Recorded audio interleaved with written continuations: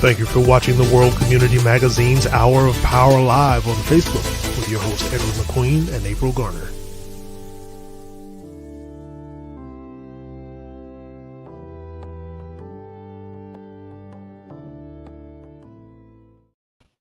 Wow. Good evening. Good evening. Welcome to the program today, WCM Live. I'm your host, Ed McQueen, and of course, co-host Miss April Garner, as usual. Glad to have you over there, April. Thank you so much. And this evening, we're going to be sleeping with our ancestors, okay? With author Joseph McGill Jr. And from our perspective, or at least from my perspective, he's more than an author. In a special way, he's going to reflect about the word sleeping and the word ancestors, because he was actually sleeping in a certain way in order to fulfill the title of his book. So, but before we get started, we have some special announcements from Miss McIver and Miss Marilyn Hemingway, and to tell us about, to give us an update on some events that are very pertinent to all of us, and that's why we want to have them to give that information out. So, without further ado, let's start off with Miss McIver, and there she is. She's anxious too. She's anxious. Tell us what. And that's glad. I'm glad you're anxious. You know, Ms. McIver, how are you doing today? I am wonderful. I am so anxious. Well, you look great. I'm going to say another way. You look great. Listen, that just made it even better, my day. But I'm just anxious and excited because I get an opportunity now to sit in the studio with Mr. Joseph McGill. Right. We have been pushing this book for the past 2 months, and as a matter of fact, another shipment of the books will come in on tomorrow. I'll have 10 more books, but of the 10, I may not have but 2 extras. So our bus trip, please give me a call. As far as the information that I have to share with you tonight, we have a meeting set up on June 15th with our young people. Today, we have as many as 2930 participants who have already submitted applications for our 2024 Summer Literacy Program. And I have all ideas that we will reach about 40 of those individuals. Now, on June 15th, we have several events that are taking place, and 2 of them have to do with Juneteenth celebrations that will be in Conway. And as a result of that, we have changed our meeting time from the morning to 2 o'clock to 4 o'clock on June 15th. We will be meeting at the Conway Library on Main Street, and we're asking all participants and their parents to come out. We do have several persons that will be on program to share some pertinent information with our young people.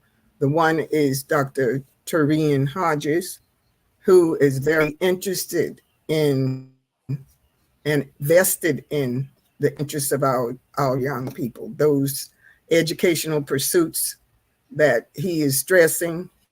He wants to share it with them. And we will also hear from some of our committee members who will share information on the books that they're reading.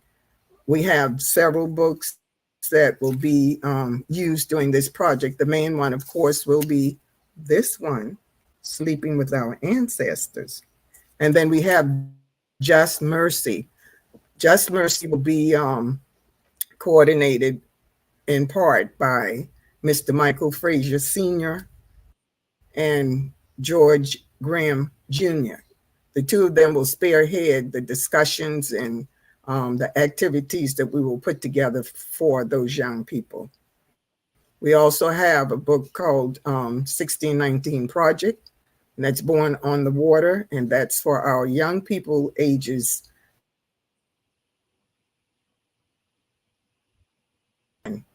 and we will have several persons working with that. Hannah McIver Sands, April Brown, and some others will be working with that book. We also have a book by Bertha Boykin Todd, and that's a reflections on a massacre and a coup. I think it's 1898 massacre in Wilmington, North Carolina. We have 2 students that will be using that book. And then Just Mercy, Sleeping with the Ancestors, and I'm missing one. Cass. Pardon? Cass. Well, Cass is only going to be done by one person, and she's also agreed to read the book Sleeping with the Ancestors. She's very interested in that. So we have those projects going on now. A lot of the young people have gotten their books already, and those that do not have their books, we're encouraging them to get it. And I do have several copies here that they could pick up. Now, on June 22nd, that will culminate this, the book reading, in that we will be meeting at Magnolia Plantation and Gardens with Mr. McGill. And I'm going to get off here because I really want to hear him. I could not put the book down. And there's so many notations in my book. And Mr. McGill, please forgive me because I mark in my book. I highlight everything. And there's so much information that's in this book that I, as old as I am, had not been privy to. So you've opened my eyes, you've enlightened me, informed me about things in our history and our past that I never learned in school. And a lot of these young people today are not privy to that information. So the field trip on the 22nd, I've got information on the cost of the trip.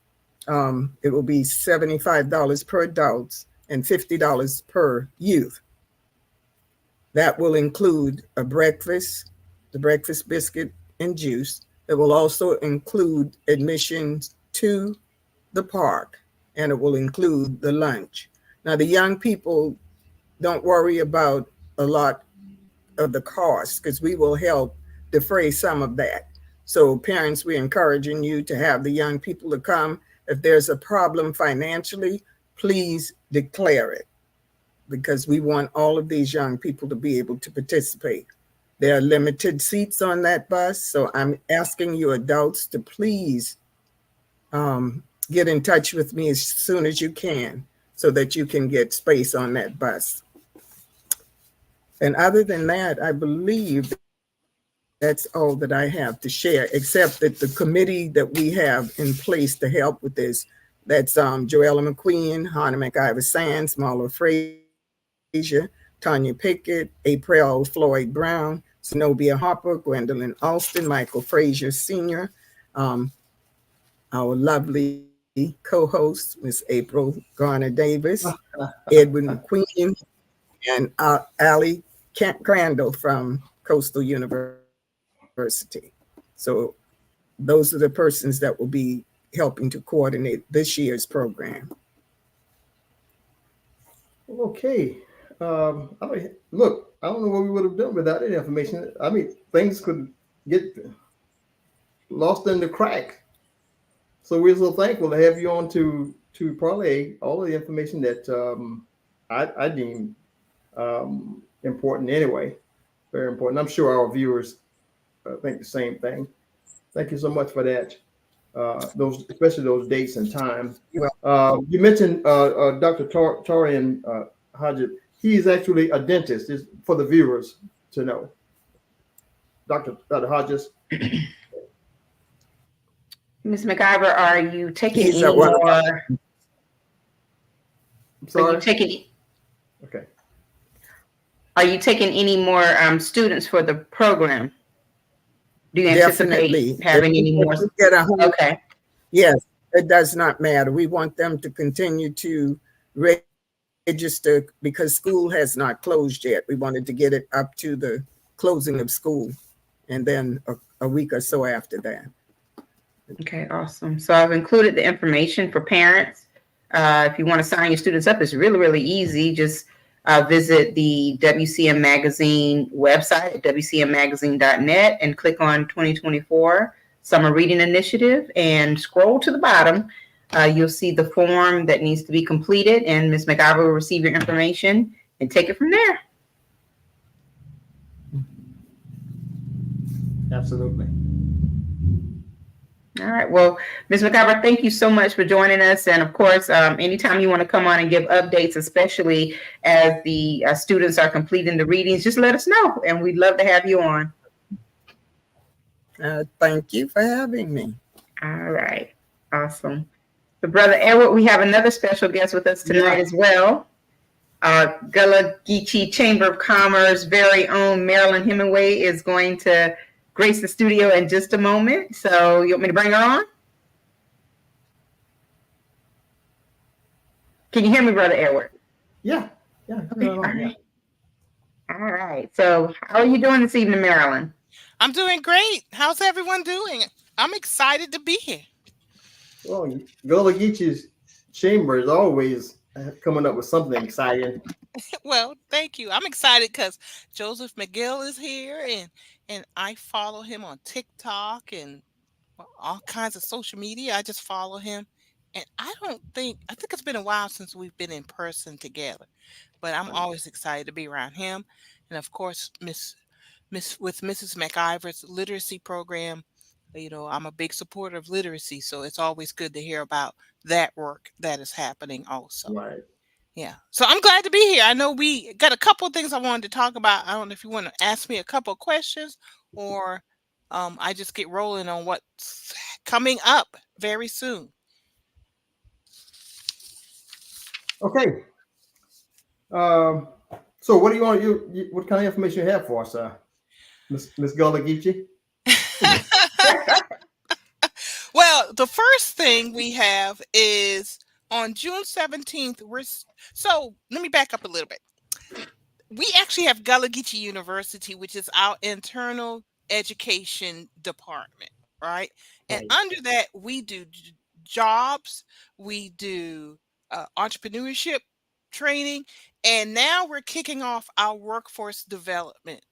And that workforce development, the very first thing we're kicking off is our solar energy job training. I think I sent you guys the flyer, but this is it. I don't know if you can see it, but this kicks off on June 17th, and it is going to be 3 weeks, and it's going to be paid. We're paying $12 an hour. It's limited registration, and it is about solar panel installations, putting it together, and electric vehicle charging stations, putting those together.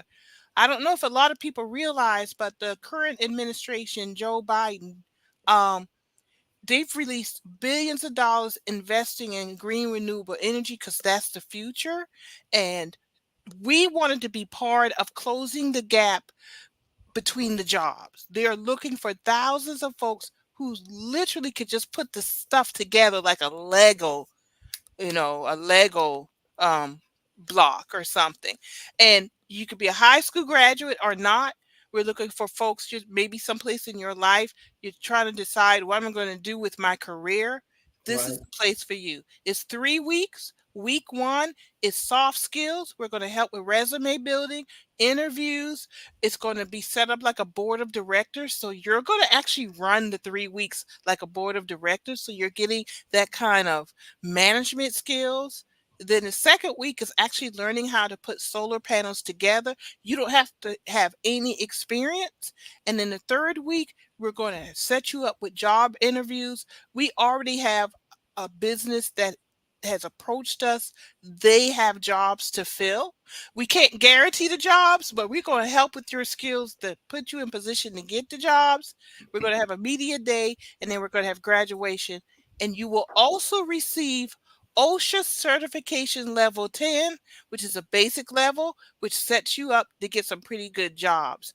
We're paying $12 an hour to attend this. It's all day for 3 weeks. We're also going to feed you breakfast and lunch because we want to help close the gap with these jobs and put our community in front of green renewable energy when it comes to workforce development. These jobs at OSHA 10 level start at $18 to $28 an hour. And for this area, that is huge. And we just want to make that opportunity happen through Gullah Geechee University. And we're doing this in partnership with Seven Dimensions Outreach and Solar United National Sun. They are our partners that are going to make this happen. So I want people to contact us. Click the QR code on the screen, sign up so we could get your name and we could get you into our system. There will be a slight evaluation. It's actually, we did some today. It was fun. Some slight physical, just determination. Are you able to lift a solar panel or something like those type of things, climb on a roof? But let me tell you, you don't have to be perfect with the physical thing because the jobs could be an office job, but they like folks who have the certification, right? But you can be in office and never get on the roof in this new green energy economy that's coming. So, don't be afraid. I might not be able to get on the roof. We just kind of want to know your physical fitness, what you can do, but still come and try to take this training. We are looking for 12 to 14 seats to fill. I encourage you to sign up. Wow. Marilyn, do you have any information about, I guess, the momentum of solar energy as far as being an option for people, an energy option for people in I'll say Georgetown County, Williamsburg County, the counties that are like most immediately around you? Because it seems that we're seeing it more and more. I don't know how much of an education that people have about the importance of understanding solar energy and how it impacts energy bills and the environment and all of that. But do you have any information that tells us, for example, where we will be with solar energy in 10 years, as far as communities are concerned? The goal for solar and electric vehicle charging stations, let's include that. And within 10 years, they want that to be at least 40%. Wow. In our homes. So that's why and I'm calling the Biden administration because they've been very intentional about this. Billions are being invested. And when I say billions, not only to help the solar panel, electric vehicle, charging stations, and electric vehicle companies to get up and running, they've given them some mandates. And 40% is minimum, right? In 10 years. And this has been going on, right, for about 2 years now. Now the money is starting to hit. So I say 10 years. Yeah. So yeah, I'm very comfortable saying 40%. And I'm probably undercutting it a little bit, but 40%, because this is the future. And the reason we made a intentional decision to get involved with this from day one of when I started the Gullah Geechee Chambers, I was tired of my community going, why would, like 10 years after something gets rolling, why didn't we know about it? Why weren't we involved at the beginning? Well, this is the beginning. This is the beginning. And this is why we're doing this, to close that gap, to educate and to get people in the actual workforce development part of this, because the jobs are there, they're coming, and they're looking for folks. That's why the company that reached out to us actually tried to organize a training and they couldn't get it done. Our first one is happening June 17th. And our plan is to have it twice a year moving forward. And this is just basic certification. There are different levels of certification. Once you start here, we hope to add the different levels on and rotate them throughout the year. Of course, that's going to be rolling out over some years, right? But this is the beginning, and you start at $18 to $28 an hour. And every time you get a different level of certification, your pay goes up. One thing I do want to say, travel may be involved. This company, they have jobs around this nation. You could be based here at home and do some traveling, but companies are moving into South Carolina, even as we speak, with solar fields, electric vehicle corporate, the plants that are making electric vehicles. Mm-hmm. Volvo down in Cross, Berkeley, Dorchester counties converted to electric vehicles. I don't think they started out electric vehicles, but I do know they will be producing them now. It is the future. The investment has been made, and we need to jump on this. I'm excited about it. Yeah, it's exciting. It's a big deal. I saw a local Chevrolet dealer in the Conway area had some electric SUVs on the lot, and just to think about how old this particular dealership is, and they're embracing electric cars. Well, it's because Chevrolet and other dealerships are, they're actually, if they haven't already started producing an electric vehicle equivalent, they're on the cusp of doing it. And you're seeing these charging stations popping up everywhere. I'm sure you probably see them down on the south end of Myrtle Beach and Georgetown and all that. So you're right. The future is here. The future is now. Yeah. And you're going to see it at my office, the location where we're at now, the Executive Office Center, 1530 High Market Street, because the class is hands-on. So this class is actually going to be building our solar panel carport. Oh, wow. Which will tie into electric vehicle charging stations for 4 spaces in our parking lot. So once this class is over, you're going to actually see that framework of that. Those students are putting that together. That is incredible. Each class is hands-on. They will actually be creating for, different clients and stuff as we move forward.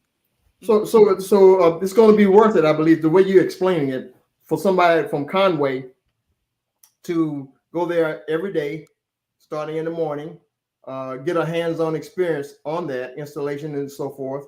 And because the outcome, as you have said, seems to be pretty profitable to me. You're going to get two things. I mean, you $12 an hour is not bad, first of all. And then next, you're going to have a skill that is going to be in demand, which is most of all. Mm-hmm. And you're going to have that certification. Yeah, that's crucial also. Now, I have to be sure, we are not guaranteeing jobs, okay? Right. We can't do that because we're not hiring.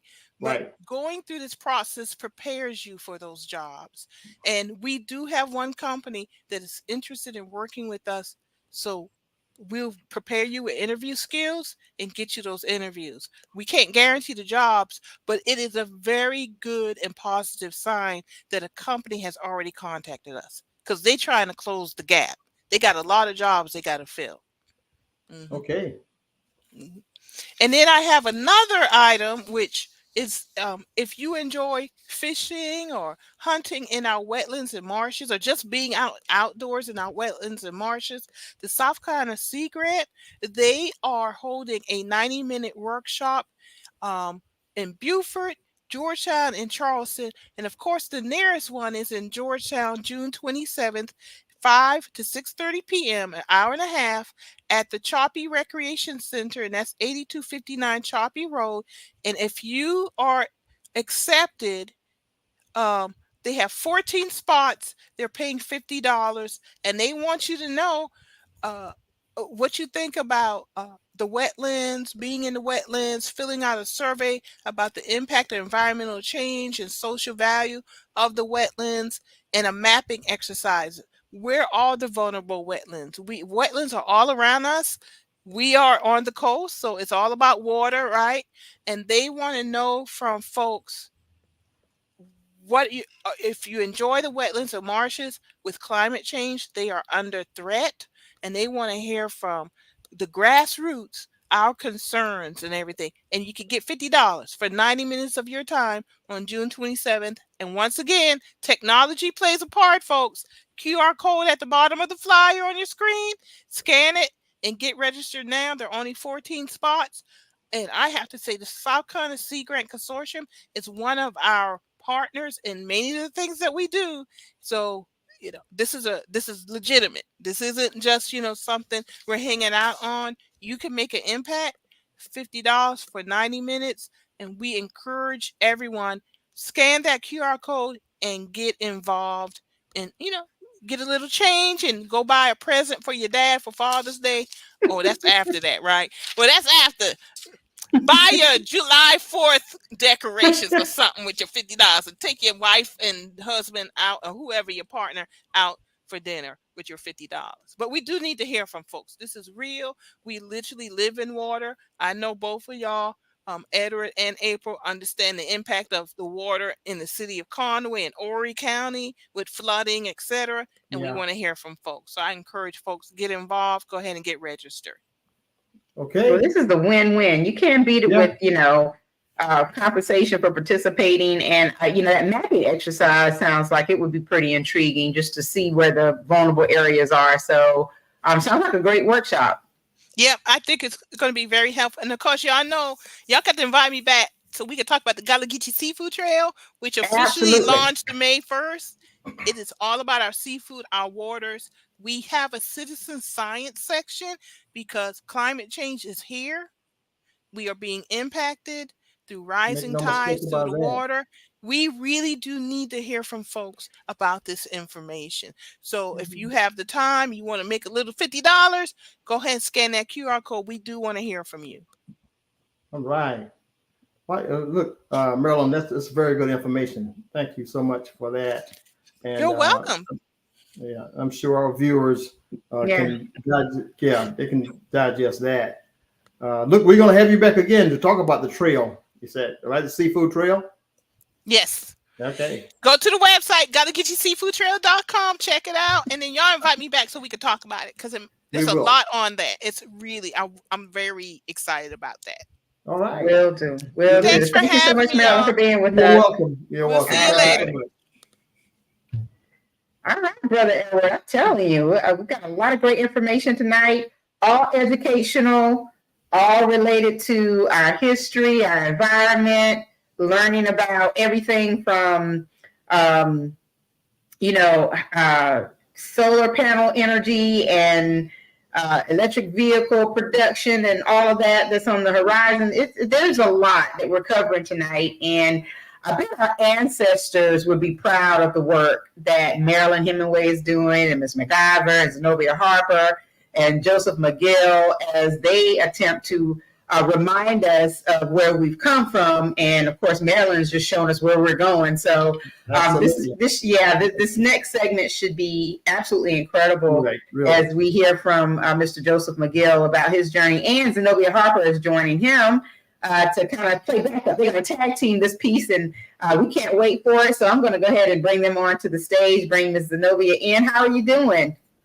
Hey. Hello. All right. So, brother Joe, Zenobia, thank you so much for coming on and sharing with us. I'm anxious to know an extensive part about the book itself, but the part about walking in the footsteps of our of slavery. That's, to me, it's going to be very revealing itself, and I can't wait. I see now. You must feel very good where you are right now. You don't have to sleep into these different slave dwellings that on your tour that you've been going to. From the dwelling that I saw down in Charleston. Look like some of the ones on your book. You got to be a brave person to do that. To me, okay. I mean, they just, especially if you live in one environment where you got the bathrooms and everything else, and now you're gonna sleep overnight, into these places, and you've done that numerous places. So give us kind of take us through what your experience has been, brother. Yeah. Jim. We got to be brave or crazy, or a combination of both. And I think I'm all of the above, because 14 years ago when I started sleeping in slave dwellings, and when I first met Zenobia, because Zenobia was very early on when I slept at Hopsweed Plantation, but going no further back than that. The idea for sleeping in slave cabins was, I guess, some multiples of things happened for me to come to that conclusion and want to sleep in slave cabins. And one very important element is being born and raised in Williamsburg County, Kingstree, South Carolina, and being taught a history that made me think that our enslaved ancestors were happy to be enslaved, and those who enslaved them were good people to them, benevolent people. Well, those were all lies, but it took, it took a while for me to realize that. It took me being hired at Fort Sumter and doing the research to be a park ranger at Fort Sumter to be capable of, delivering an interpretation of what happened to start that war, what the role that Fort Sumter played. I had to do that research, and in that research is where I discovered a lot of lies that I was taught in history, because this research revealed more of the social aspects of of the war. The enslaved people. It gave me information on those folks, and it inspired me to want to know more. And I was, at the time when I started sleeping in slave cabins, I was working at Magnolia. Um, well, I was working at the National Trust for Historic Preservation, and the National Trust for Historic Preservation had a formula in place to save buildings. But those buildings were the iconic buildings, the nice, beautiful, big houses. Now, attached to a lot of these big houses, sometimes literally attached, but sometimes on that same property are the places where the enslaved people once inhabited. But they weren't being inclusive in the narrative, the stories, the buildings themselves, nor the people who inhabited those buildings weren't being a part of the narrative, not in a sense that gave them agency, not in the sense that revealed that they were indeed human, despite what the law said they were, despite what the owners thought of them as. So those elements of the stories, their history were not being interpreted or disseminated to the public. What was being disseminated to the public were the feel good, Gone with the Wind, Yeah. Mint Juice, hoop skirt type Yeah. story.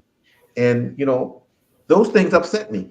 And, the solution to that was to, create this thing called the Slave Dwelling Project. I took this anger, and instead of doing something evil, I did something good. And I think the good is the Slave Dwelling Project. Now, um, I had the idea, but I had to get those owners of these places, these stewards of these places, to believe in this crazy idea. And one of the early believers was indeed Hopsawee Plantation. And that's how I got to meet Zenobia. So I will yield and I will hear from her.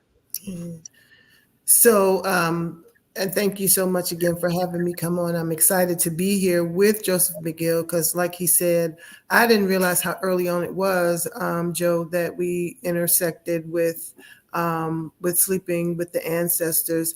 I was working at Hopsawee Plantation and trying very hard to get the owners to create a narrative around enslaved African peoples, because when I started working there, it was about the house tour, which was fine. It's it has a rich history. It is the birthplace of a signer of the Declaration of Independence, and that is an important American history. So I'm not taking anything from that, but it was almost like the narrative was just dangling in air. How did he become one of the richest men in South Carolina?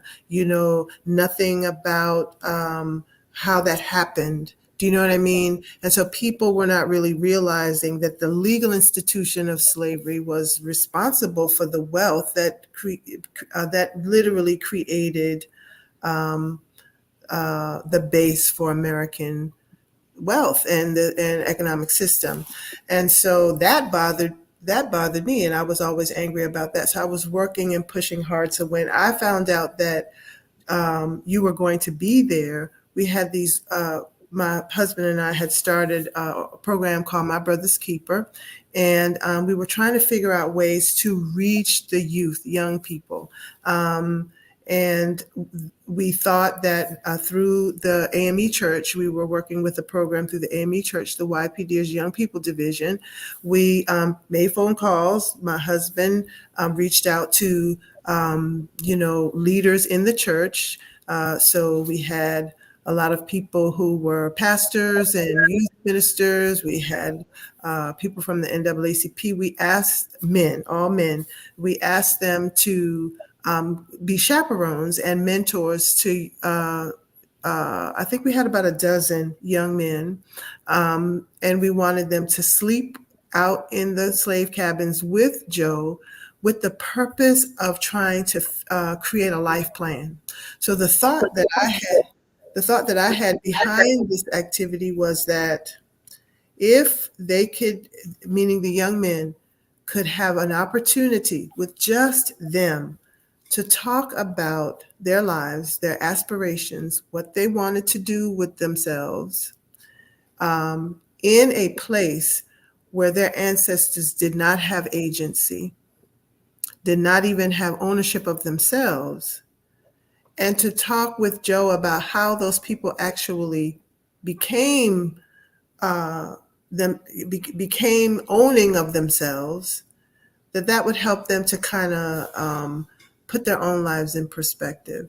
So these people didn't have agency, they didn't own themselves, but they were able in just a short period of time become owners of things and builders of things and creating a life and a legacy for themselves and their children with nothing, absolutely nothing. They came into this with absolutely nothing. And so whatever these young men had, or whatever they have, it's more than what their ancestors had. And so a lot of times they would come in and talk with my husband about lack, what they lacked, what they needed, what they didn't have. So that opportunity gave them a chance to talk about what they did have and what they would do with what they had in order to make a better life for themselves and for their family. And it was extremely powerful. And I will let Joe talk more about that because the women left y'all out there. So we provided the food and we provided a little program before that, and all of the women left. All the men to work with the young men. But we did evaluations afterwards, and they really had a wonderful time. And more important than having a wonderful time, they had a thought-provoking experience, which is what we wanted them to have. We cannot lose any more, or we can't afford to lose any more of our young men of color. And to have them sit at their elders' feet and learn from them is the way we've always done it in our communities. That's how information, skill, and all of that education has been passed down from one generation to the other. And to be able to recreate that with Joe McGill on Hopsweed Plantation was phenomenal then.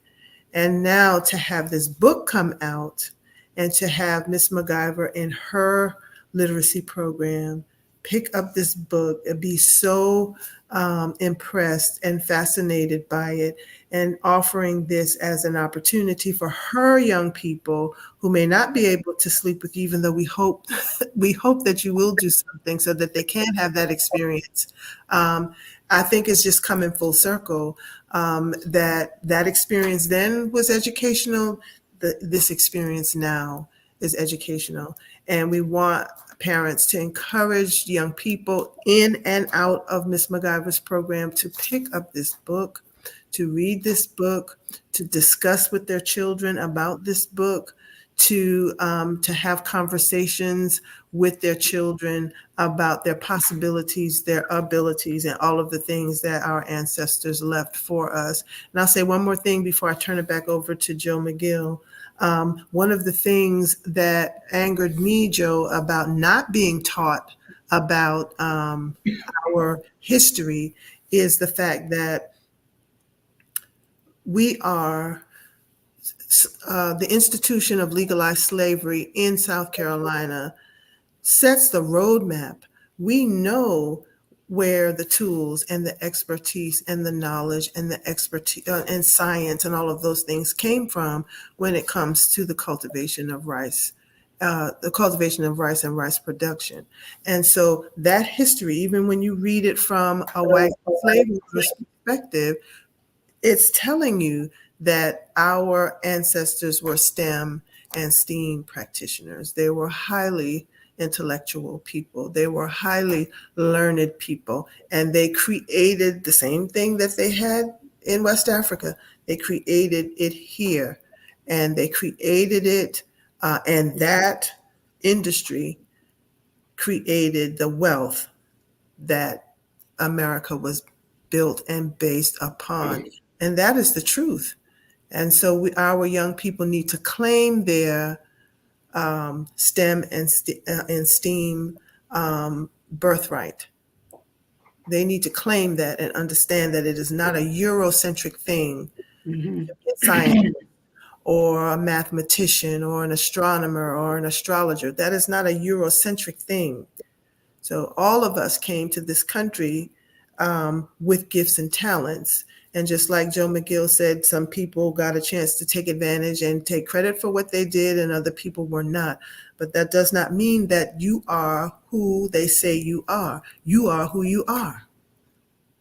You are who you are, and that's that. That's between you and God. And so sometimes people try to take things from you, and in this case, that thing was tried to be taken from us over generations. But we need to get it back, and we need to claim it, and we need to walk boldly in it. So we can make those corrections. It's important for us to make those corrections because we cannot afford to lose any more of our children. If before you go on, Mr. McGill and Zenobia, I do have a clip that I was able to pull from YouTube that appears to be maybe produced as a promotion for Hatchet Books. And I think it might give our audience a little bit more context as far as what you're talking about and the project that Mr. McGill has worked on. I showed the cover of the book, and I will bring that up again before the end of the show. But with your permission, I'd like to show just a few minutes of this clip and just to give everyone a little bit more of what you're talking about through audio visual. Is that okay with you? Oh, lovely. Please. All right.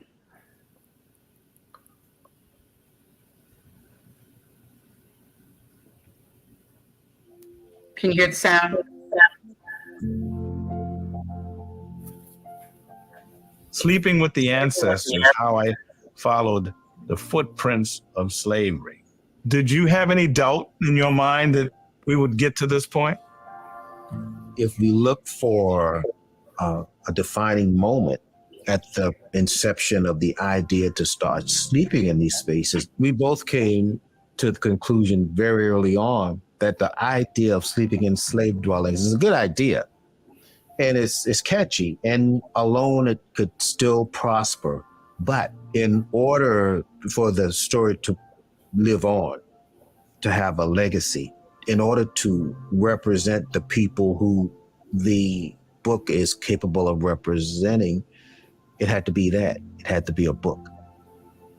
Well, some of the raw moments in the book, well, of course, the Sally Hemings story, was it consensual?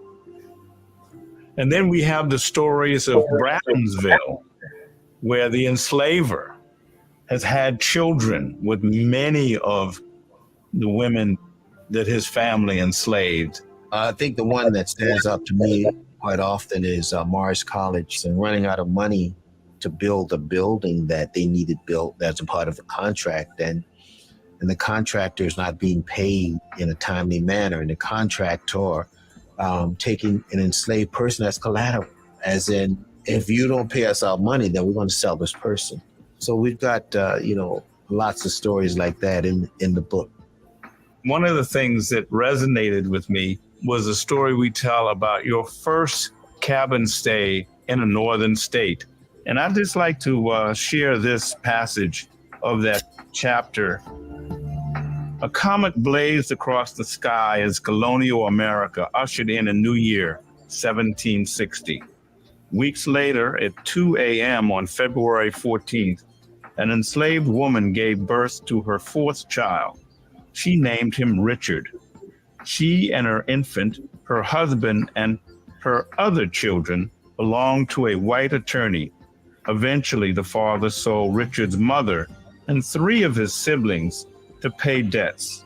At age 23, after arduous years of cutting wood and hauling bricks, Richard bought his and his brother's freedom. Negro Richard was then set on a path to perhaps fulfill the comet's prophecy. He took a name that was not his enslavers and became America's first Black bishop of a predominant African American denomination that now has 2.5 million members worldwide. So you have to read the book to get all the details of who was this Richard and what was the church that he founded. I know the writing of this book will get us into places we've never been, get us into circles we've never been. Now that we saved the spaces, then the next thing to do is tell the stories of the people who inhabited those spaces. So I'm looking forward to this continued journey.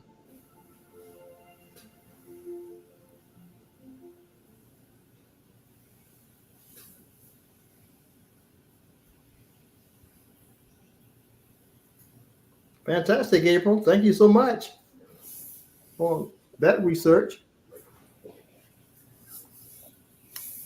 So what do you think, Mr. McGill? Yeah, so that said a lot. Thank you for pulling that up and putting it out there at the appropriate time. This is I like this show. I'm loving it. I don't usually go live like We this. don't play, Mr. McGill. We don't. Yeah, this is just lovely. Hey, so it was getting to where I am right now, getting to making it a book. Along the way, I was developing that content for that book because I did not waver from the original intent. That original intent was to honor the enslaved ancestors through the means of preservation. Preservation, knowing that working for the National Trust for Historic Preservation, there was a formula out there. There was a way to do it. It's just that we had to refocus people's attention. Get their focus off of the nice, beautiful big house and on to the slave dwellings that they call those nice things to keep them comfortable. They call them things like outbuildings and dependencies. Those words that are easy. It flows nicely and makes you comfortable. Calling them what they were, slave dwellings, was not in their vocabulary. We just had to make those buildings more noticeable, because when we look at what brought those buildings, what put those buildings on the National Register, those applications that were done to get them there, to get that nomination, to get them accepted to be on that National Register, a lot of those applications left those buildings out or called them those nice things, if they recognize them at all. So we gotta take all that into account. There are various components of the book. The book, we talk about slavery as it existed elsewhere other than what I was taught. What I was taught was that slavery existed on Southern plantations. Yes, they did. But that's a narrow view of the entire footprint of slavery, because what I'm missing, or what we're missing, with slavery being defined in that type of space, is we're missing urban slavery. You take a city like Charleston, historic city like Charleston, the marketing they put out there to get people there does not include, or at least once upon a time, you may see more now talking about the element of slavery, but 10, 20, 15 years ago, that slavery thing, it wouldn't get anywhere near any brochure trying to get tourists to come to the city of Charleston.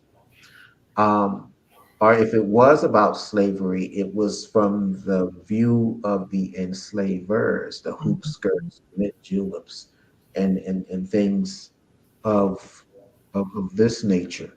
Um, so, another element of the book is Northern slavery, because again, my limited knowledge of what I was taught excluded all that. Uh, the fact that even after the revolution, those Northern states started legislatively abolishing slavery within their boundaries, but they were still complicit. Complicit because that's where the banks were that were holding those mortgages on people. That's where the insurance companies were that were putting insurance policies on people. That's where the shipbuilders and the ship owners were, that of those slave ships. That's where the factories were adding value to the cotton that was being picked in those southern states. So the slavery that I learned about didn't include any of that.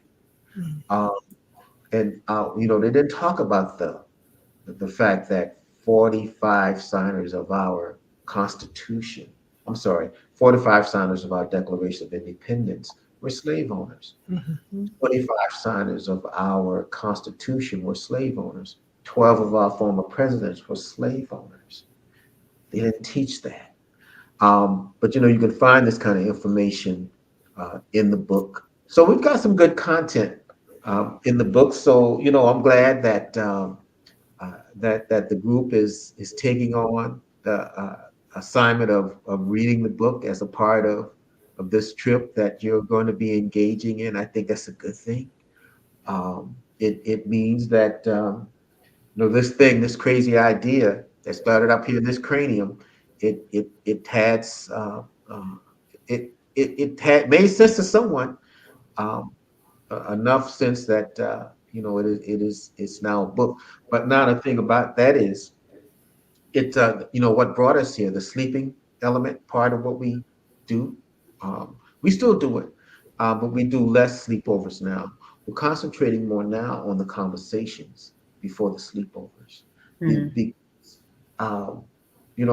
prior to COVID, people were clamoring for an opportunity to, sleep in these spaces with me. And that's that's the way it was. And COVID happened. We had to go back to the basics, where I started sleeping in these places alone again. And through social media and the technology like what we're experiencing now, I can still interact with people. But we're doing less of the sleepovers now and more of the conversations, campfire conversations. A lot of people are calling on us more now to do that, because in these conversations that we have, we talk about things. We talk about those things that people don't usually talk about amongst people who don't look and think like them. We talk about white supremacy, white privilege, historical trauma, Confederate monuments. Should they stay or should they go? Weddings on plantations is a big thing. Now the elephant in the room is anti-CRT, anti-woke, and indeed, those things are the subjects that we talk about right now. And of course now, because it's a highly charged political season, we try not to get too political, but sometimes it seeps its way into conversations. Sometimes not.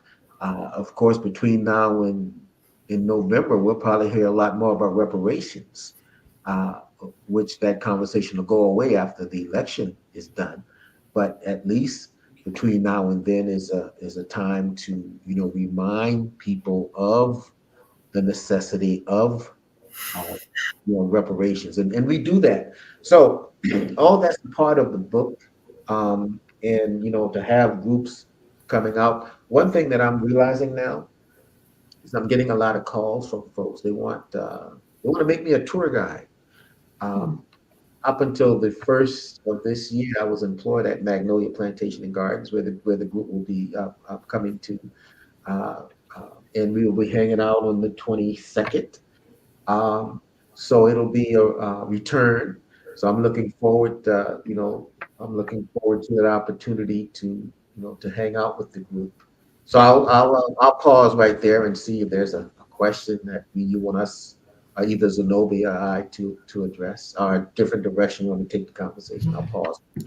Well, I have a question, Joe, because one of the things that I always had problems with on when I worked as a docent and a tour guide is the getting African Americans and people of color to be interested in what is happening on plantation systems. And I understand the reasons why a lot of people don't want to come, because they were listening to there was a lot about the hoop skirts and the mint juleps and the lie about slavery.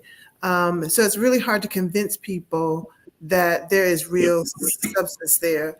I always, I love the plantation systems because I could go there and see the evidence of what my ancestors left behind in terms of technology. And that's what I focused on when people were coming.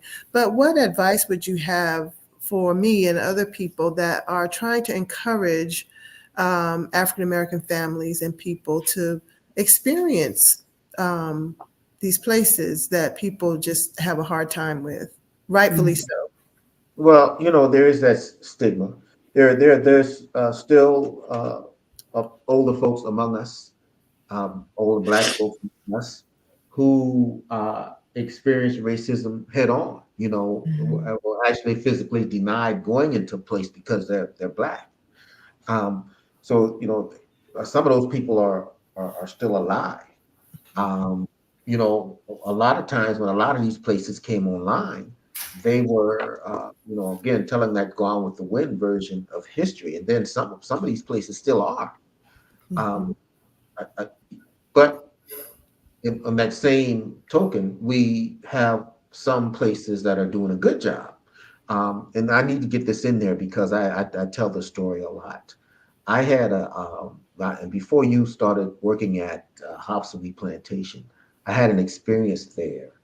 I got a house tour, and I was pleasantly surprised because it was a senior white woman who gave the tour, and she talked about the slavery that existed there, not only in that house but on that property. And that was one of the best tours that I ever got, about, and with someone just covering the subject matter that I was interested in, and being inclusive of the enslaved people who were there. So that was a lovely thing. That was a rare thing. But once upon a time, as I said, it was a rare thing. You couldn't get those things that often. So we have people who are still alive who would go to these places if they went at all, or hear about the stories that they were telling at these places. And what Black person wants to go to a place like that to hear people talk about how glorious the enslavers were, and the place settings and on the table, or the architectural significance of the place. If we want to tell the real story, if we want to add a real element to that story, talk about who built that place. Talk about who physically built the place. They weren't the architects. They physically built it. It was their labor who was stolen to make all that possible. Tell that story. Tell the stories of those marks in those beams that used to be trees. Who put those axe marks there? Tell the story of those fingerprints in the bricks. Who put those fingerprints there? And that same archival material that you use, those letters that you came across from those enslavers, look at them differently. When they talk about the fact that you had the discipline of some enslaved people, talk about that. Somebody ran away, talk about that. If you acquired some more enslaved people, talk about that. So look at that same material that you use as your research material. Just look at it differently and talk about those things. And they weren't doing that. Now, some places now they are doing it, and we got to make our brothers and sisters, our Black folks, know that there are places out there that's doing a good job. There are if you're in Charleston, South Carolina, there is McLeod. If you ask me for a place to go nationally, I'm going to send you to the Whitney Plantation, Yes. in Louisiana, and there's several others. People tell me, well, I'm going to this area. Well, I know about this place. I've interacted with this place, so you should go to that place. So we gotta convince our folks that there are places out there that's doing a good job, and we need to point them to those places that are doing those jobs. Because working at Magnolia and Zenobia, yes, I witnessed it. There aren't a lot of us in the audience, but there are some. Yes. And we owe it to everyone to tell the story. Some advice that I give to interpreters, people who disseminate, who tell the stories of those plantations is that don't change the story up just because there's a Black person in the audience. Keep that story the same. And I got a kind of a reverse of that. One time I gave a presentation at a building in Charleston, and it was standing room only. A lot of senior people were in the audience, and there were only 2 Black women. And as I was leaving, the eldest Black woman said, I really like your message. She said, you really told them. I said, ma'am, the message is the same no matter who the audience is. So, if you're doing a real good job, then you are being inclusive of everyone who inhabited those spaces. So I think I encourage everybody to be inclusive of everyone who was at that site. Tell them about the gloriousness of the nice, beautiful big house, but tell about whose labor was stolen. Make it all happen. Well, Joe, we're running out of time, but before you go, I just want to compliment you on experience that we had at the I think it was Magnolia, and Joel and I took the first tour that you had there, our first tour anyway, and I mean it blew my mind. I mean, made my eyes go wide open, and you didn't hold back anything. I think we were the only 2 Blacks in that group, in that tour group, out of maybe 12 or 14, I suspect, and went to the different dwellings that April showed there, and then you gave a narrative of each one, not of that particular dwelling, but a narrative of the situations. And look, it's everybody's attention. People wanted you to say more, but I knew you had a timeline for which to follow, but that was at the Magnolia. Yeah. So I just want to reiterate that and let people know that what to expect if they should go there, and I don't know if you go, like you said, you're not going to be sleeping anymore in any more dwellings. I didn't say that. I hope not, because I was getting ready to tell you we want you at Hasty Point Plantation in Plantersville. I'm gonna call you and try to get you down okay, all right, any way we can. But I know that you're not focusing on that as much as you used to be, but Hasty Point just came online. It is owned now by the Wildlife Refuge. It is owned by all of us in common now, and so there's a very old rice barn there, Joe. We think that rice barn is older than the country from before the Revolutionary War. So we would love for you to be able to come and do whatever it is that you want to do in that space with young people. Well, I'm glad you mentioned that, because something that we're focusing on now, and I try to be quick, because it's we're coming up on the 250th anniversary of the American Revolution.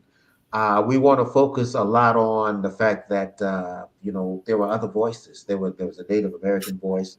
There were the voices of Black folks. Of course, that's the lane we're operating in, and so I think that would be a good spot. We're doing a proposal to concentrate more on such sites that have revolutionary. Well, let's get together, because I really want to have you out there, and that would give Miss McGiver's young people another opportunity, a more intimate a more intimate and private opportunity to kind of hang out with you. Yeah, and thank you for mentioning that, because Saturday when you guys come over to Magnolia, I'm going to carve out some time just for the group. Well, we appreciate that so much. I know Miss McGiver will be really pleased with that. And trust me, Joe, if this book has wowed Miss McGiver, I haven't read it yet, but it must be something if she is that as impressed as she is with it. She is a champion for children. She's a champion of literacy. And if she really loves this book, I got to make time, Joe, so I can sit down and read this book, because it's the best. If she says it's the best. Okay. Well, our publisher said it's like a comet, with a long tail. But I think we're still in the glowing part right now. There you go. Well, look, it's been a very informative program this evening, and hopefully our viewers have gotten, their eyes have been wide open, and as much as mine have been. I'm sure April feels the same way. So that I'm anxious. We're going to have you on again, okay? And the next time, Joe, would you talk about the conference? Aren't you having a conference this year? Yeah, conference. October 3rd through the 5th, 2004, this year in Philadelphia. And you can go online, slavedwellingproject.org. Well, you can come back before then. And we can talk a bit, just a small bit about it, okay? Yeah. But now's the time to talk about it, though, because you can register now. So that's right. Go online. Go online. Right, absolutely. There it is. Hey, April be on it, man. Like I said one time for April. That's right, she be on it. She'll have it on there. Mr. McGill, I don't know if you answered this question or not, but Marilyn wants to know if you slept at the University of South Carolina yet. Not yet. I'd like to know that one too. I'm a Gamecock, and I'm telling you, the more I learn about that history, the more I'm like, woo. Okay. I've been trying to get there for a while. So, no, the short answer is no. Okay. Tell me, I call in some favors, Marilyn, so that can happen. Exactly. Let me know when that one happens. Twist some arms. Exactly.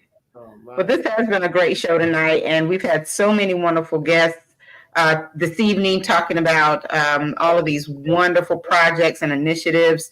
And this definitely has been extremely exciting and intriguing in terms of just understanding more about our Black history and things that are right here in our backyards. Yes. Literally, down the street, we pass them every day. There are lots of things that we, and I dare say take for granted, because we really need to feel more than just the essence of what, our history was all about. This is, a lived experience. Mr. McGill has created a lived experience where you can actually go in, sleep in these dwellings, and I'm sure you can feel the presence of your ancestors while you're there, Mr. McGill. I know I would. I definitely would. I would actually welcome it And Yeah. it's probably as close as we're going to get to it before we get to, see them one day. But, I think it's just amazing. And you all definitely captured some amazing points about the fact that because our history, there's an attempt to erase it or to whitewash it, to make it less relevant, to act like it never happened, all of that. Now I think more than ever, it's important for us to make sure that we're elevating our history and we're educating our own, doing it our way. And this way is actually, I think, more intriguing and probably more appealing, and definitely it should create more engagement and interest because, again, you get to live it, feel it, see it, breathe it. So kudos to you. Of course, kudos to Zenobia Harper for all she does. I call Miss McIver the icon anyway. So I don't even have to say anymore, as Zenobia said it all. And we just thank you all for being here this evening to share this wonderful information. And we certainly will have you back, more than just for updates. We'll have you back for, more projects and things of that nature. So, and Marilyn, thank you so much as well for being here tonight. Absolutely. Kudos to my brother. Congratulations on the book. And thank you, April and Mr. Edward, for just having this platform. Well, we can't let people like you and Joe just stay stagnant in the community. You got to come on here and with that kind of knowledge. You got to come on and share it. Okay. I feel like I was in history class. I'm telling you. That's our objective. So kudos to my brother Burl, who's listening now all the way from Chicago. Mm-hmm. Good. Yeah, that's awesome. So Brother Edward, Shirley Wiggins says, thanks for sharing. And LaQuinette Brunel, we appreciate you tonight, as always, as well as our other guest, Helen Porterfield. Thank you for being with us tonight. Helen and the Porterfield twins. Mr. McGill, you have to tune in one Tuesday night when we have the Porterfield twins. Yeah. Just a set of intelligent, beautiful young people who are actually attending city council meetings and reporting back to the community what their interpretation, their summation of what they learned during the city council meeting. So lots of ways to try to engage the young people. Larry White, thanks for watching. Cassandra Campbell, we appreciate you. Cousin Cassandra and Curtis Platt, thank you for watching tonight. Really do appreciate you being here. So, Brother Edward, you have the final words. Well, I think I spoke it. I'm so glad that they're here. And again, we just can't let knowledge base like you two just stay stagnant and talking to somebody else other than what WCM Live. Okay. All right. So when you come back again, talk about what's going to be happening in Philly. We'll certainly be glad to have you and inform our people, our viewers. They want to hear it. Okay. So a lot of people, I'm sure a lot of people tonight has never heard about the Slave Dweller Project. Yeah. Okay. Get the book. So now they know. Exactly. Yeah, get the book. Yes, and get the book. Exactly. Yeah. So Brother Edward, Priscilla Fuller was tuning in. So evidently we did something right again tonight. I always laugh and joke that if Priscilla is watching, we're doing something right. So thank you, Priscilla, for being with us tonight.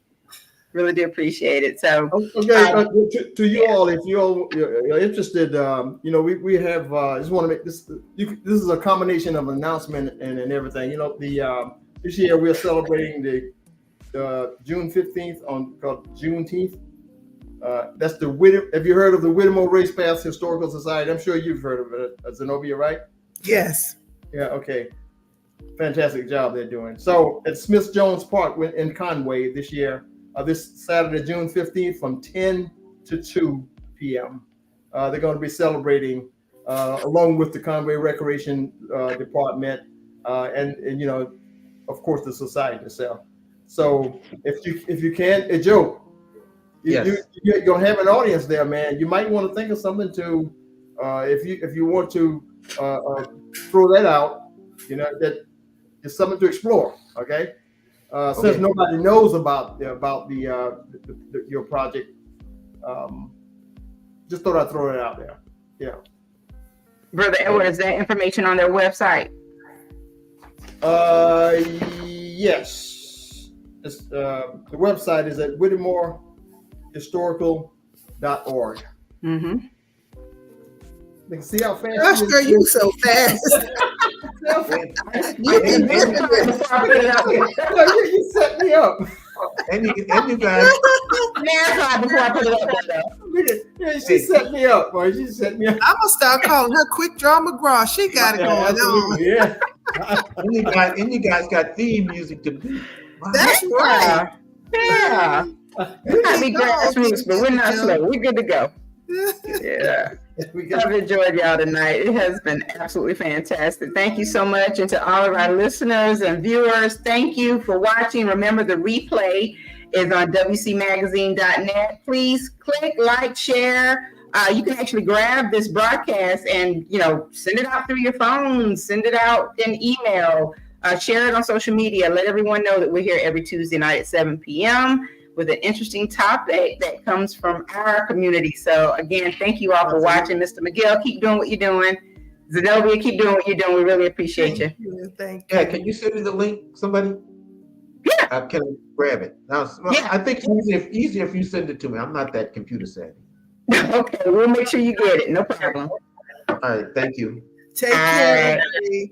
Yes, take care, everyone. All right. Have a good evening. Take Have a good care. one. God's Thank you for watching the World Community Magazine's Hour of Power Live on Facebook with your host Edward McQueen and April Garner.